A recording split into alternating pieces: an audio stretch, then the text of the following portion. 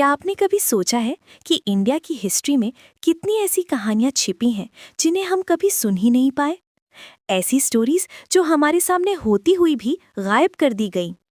आज हम उन्हीं हिडन ट्रूथ्स का दरवाजा खोलने वाले हैं। रेडी? क्योंकि जो आप सुनने वाले हैं वो आपको हिला देगा। भारत की कहानियां सिर्फ वही नहीं हैं जो हमने किताबों में पढ़ी। हमारे देश में ऐसे हिडन चैप्टर्स छिपे हैं जो कभी सामने आए ही नहीं।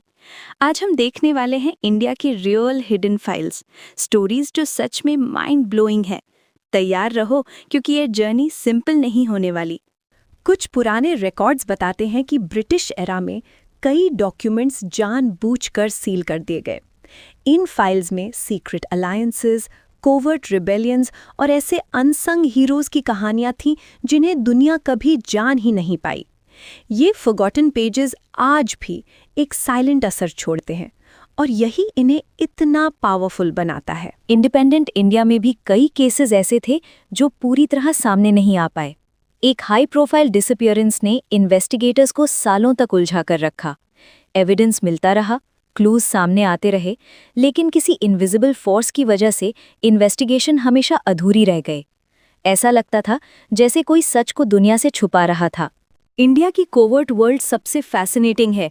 एक ऐसा मिशन जिसका नाम कभी ऑफिशियली सामने नहीं आया और फिर भी उसने क्रॉस बॉर्डर थ्रेट्स को बिना किसी जनता को बताए खत्म कर दिया।